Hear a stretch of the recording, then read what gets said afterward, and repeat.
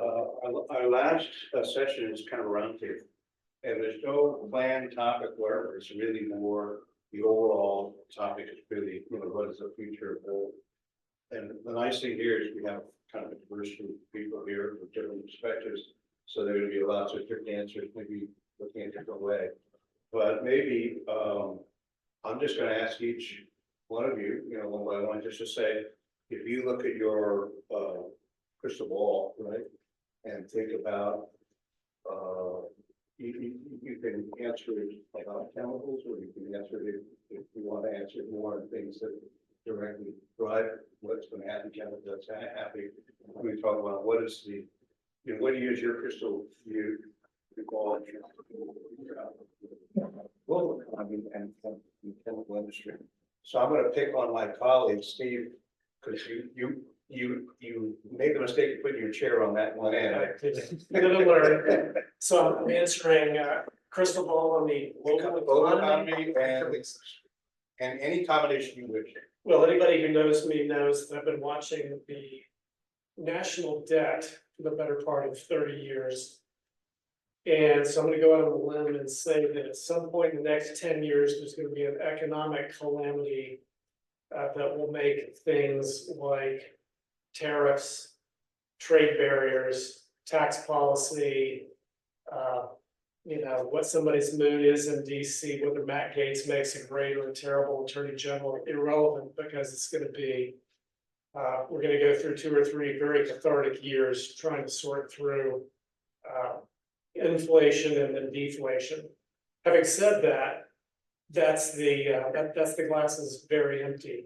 I think until that point, thinking as investment bankers, I look at everything we've heard, and if you're Carlos or Juan Pablo, a lot of this it creates challenges. For investment bankers, it creates opportunities, and for consultants, because it's problem solving. And so I think our job is going to get more interesting. Now, literally, the moment you said Attorney General, my phone came up.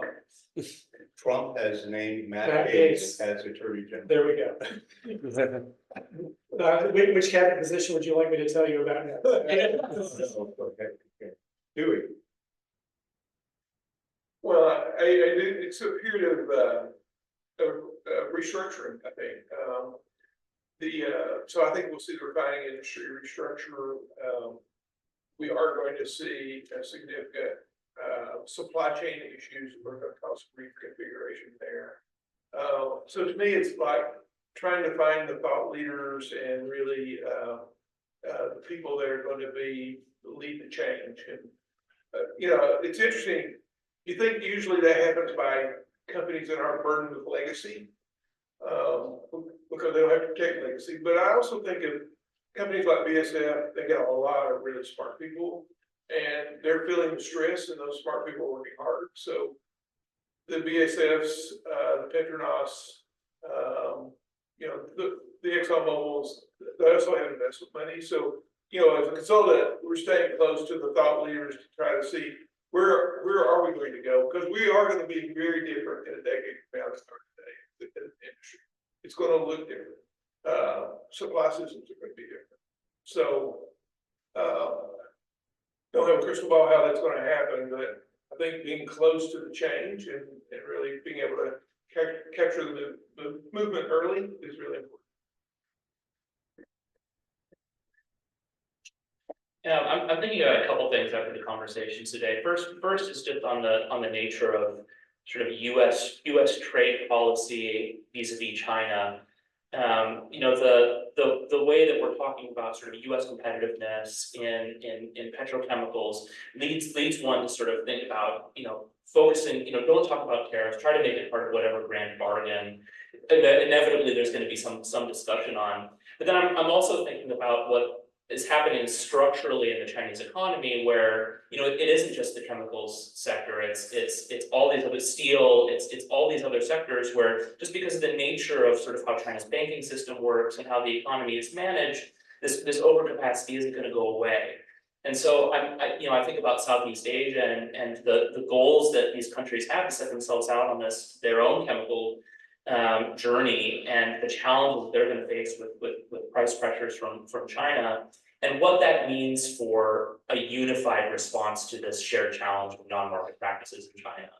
I don't know what that looks like yet, but it seems to me there has to be some discussion about what that looks like. So yeah, those are some of my thoughts about where it's going. Okay, so my crystal ball, Go Vietnam. go Vietnam. I think by 2040, Southeast Asia will contribute about 1 trillion annually in the sector. It will be a powerhouse by 2040. And it will do so because if you just look at the transition from sort of simple, sort of basic chemicals to advanced materials that Southeast Asia is now playing in that sphere, it's on this upward trajectory. The second thing is that if they're able to really double down on sustainability, they'll protect their agricultural base, their natural resources, in a way that won't damage, basically won't damage Southeast Asia and the landscape there and the ecosystem.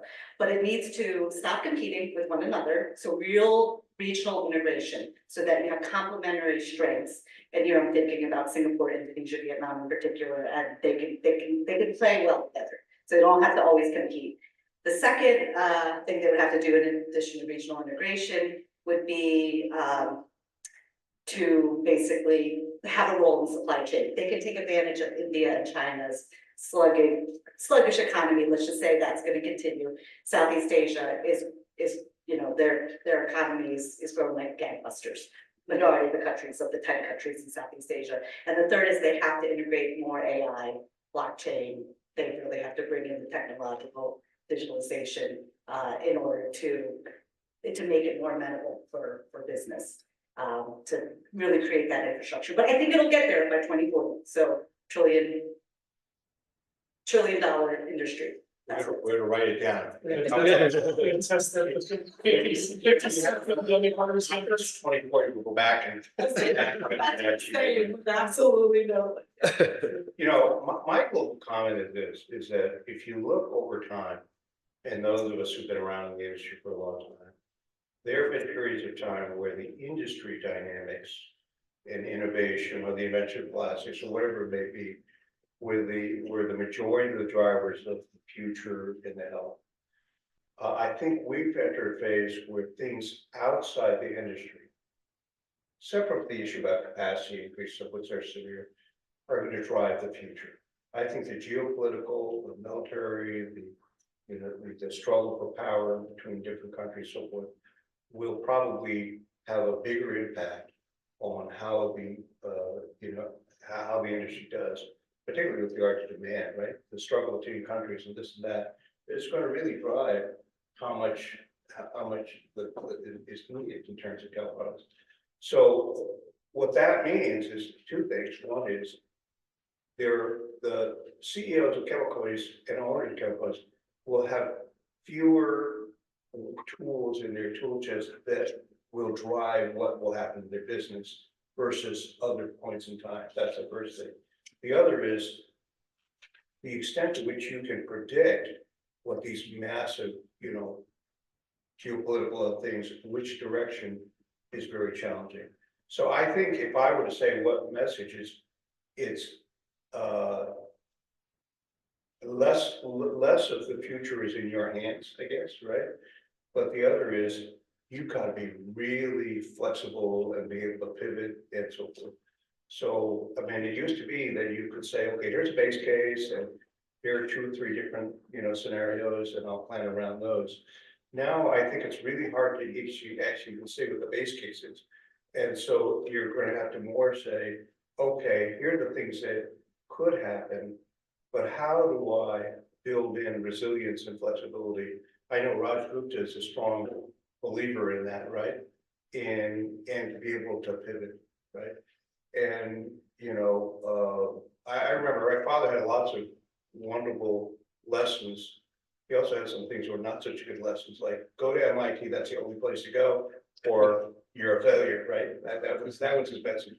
So obviously I was a failure since I didn't go to MIT.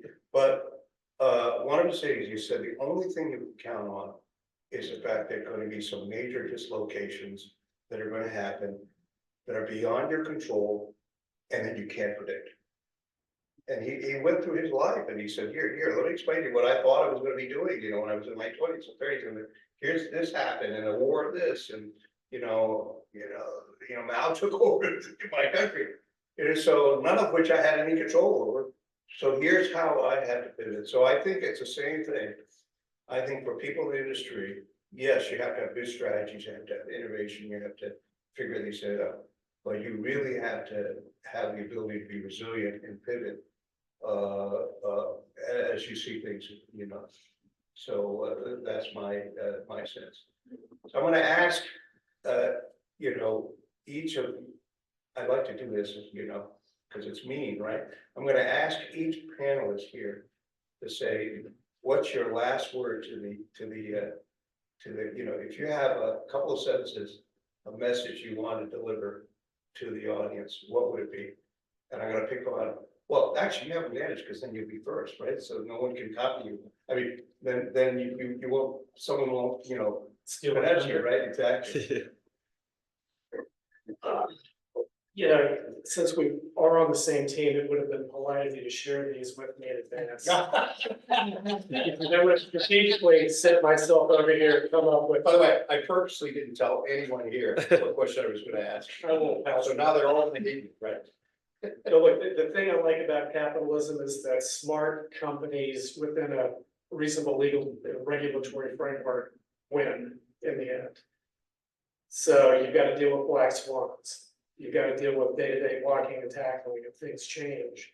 But if you've got a great company, great people, great leaders, great R&D, a great vision, great investment bankers, Not necessarily in that order. No, that's true, that's true. Then I think great companies will survive whatever is going on in the Middle East, whatever's going, they'll make the right decision about how to approach Southeast Asia. They'll figure out how to overcome Trump, maybe 3.0.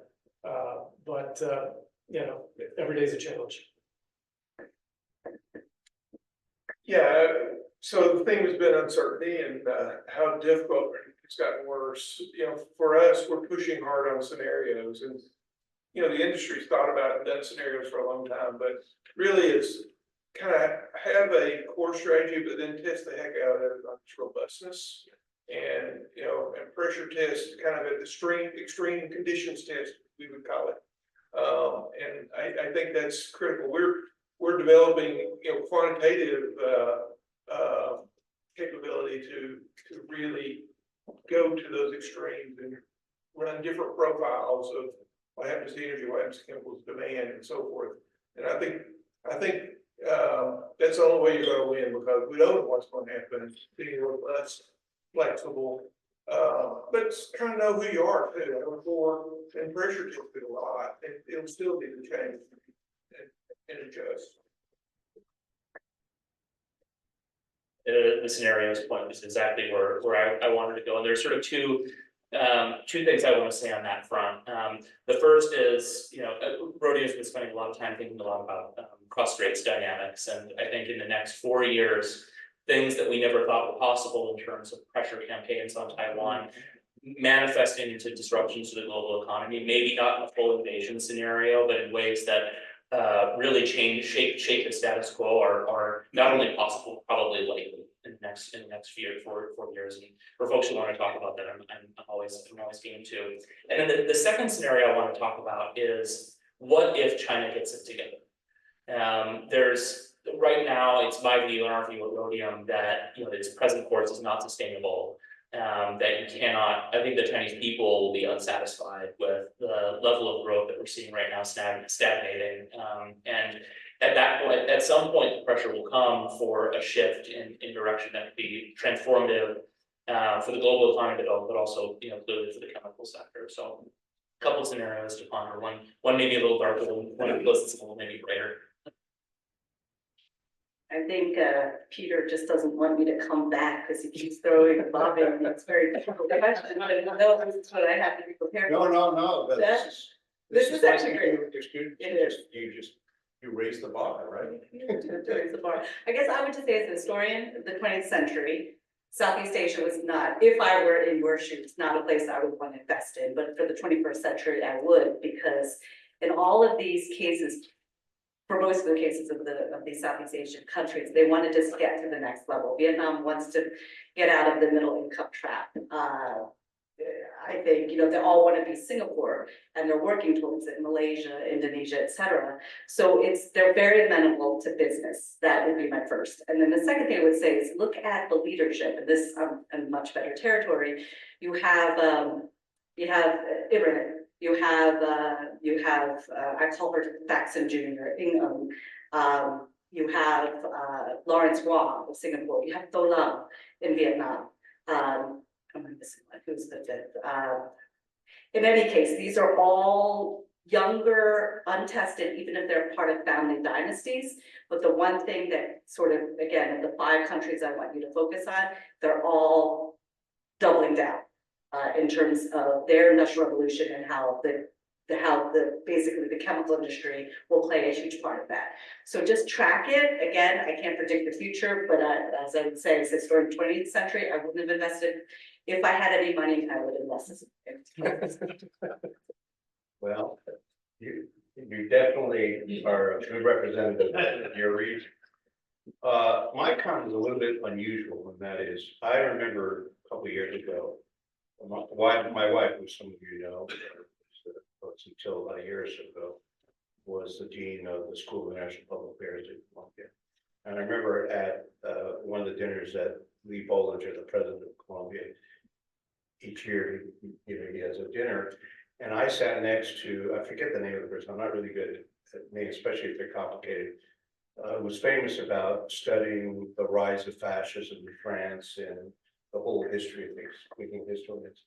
And I remember I had a very lovely but slightly depressing conversation with him. And I said, is all this, or are you seeing a trend towards fascism and so forth? And by the way, this is all in the context of what is you have to watch for that's going to affect you, right? And he said, there's no question that across the globe, there's a increasing move towards the right. There's a little bit of movement towards fascism, and there's also a little bit of movement towards autocrats, right?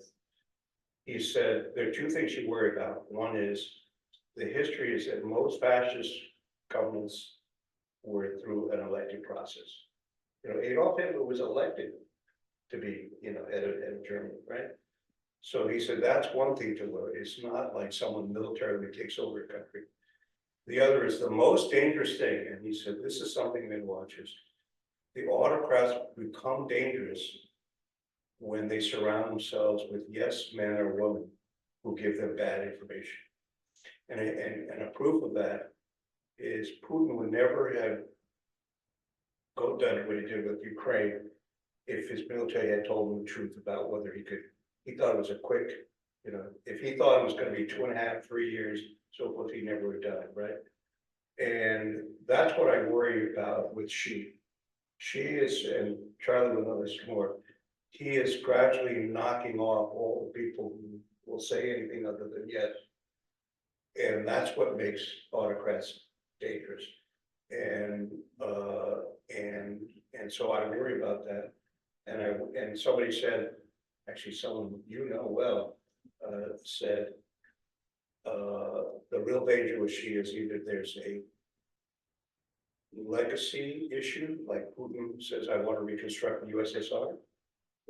So Taiwan is a legacy of Xi. The other is people tend to invade other people if they're losing control of their own population. Part of why Putin went after Crimea is the Russian population was starting to get pissed off at him because their well-being was declining. And so there's nothing like a good old nationalistic invasion of another country to get your. One last comment, someone said, why do you think the Chinese have a 1 million man army? It's not to invade somebody else. So I leave that up, but the main message is, we need to understand what's happening in industry, supply and demand and so forth. But it's important to spend some portion of time looking at the overall geopolitical and economic thing. And I happen to feel that, depressing as it is, this whole thing about political and governance may actually be the main thing that affects what the future looks like for all of us over the next 10 years. By the way, I am an optimist. So So- tell us, Yes, go ahead, Carlos. tell the Mussolini story, then we'll all be off. So, first of all, I want to thank our panelists, all of whom gave wonderful speeches and, withstood my unannounced questions with this roundtable. I hope it was interesting. I know it was interesting for me, asking the question. I also want to thank those, particularly the diehards who are still here, who stayed. I hope, our aim has always been to have a unique event where it's focused totally on what the issues are that senior executives really are having to deal with, either opportunities or challenges. And our goal is that everyone who has attended, either virtually or in person, we actually, virtual people are still on there, come away with 2 or 3 things that they didn't know that help them think about their business. We consider it success. So I hope you feel that way. If you didn't, don't tell me, right?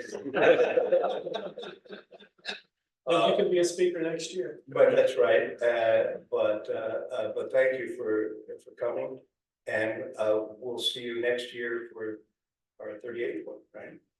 Right. Great.